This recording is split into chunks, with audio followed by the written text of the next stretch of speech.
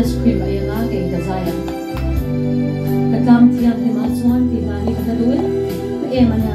patian ro kui nam dan sangin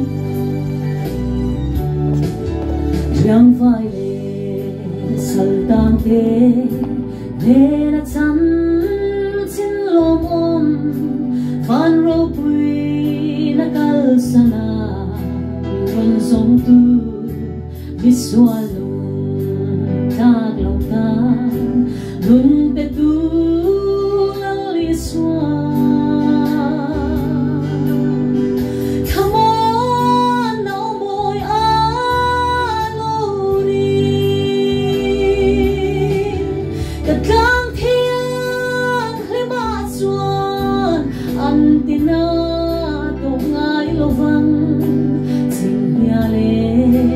veram no walin bong palin sa kay bang nay o ang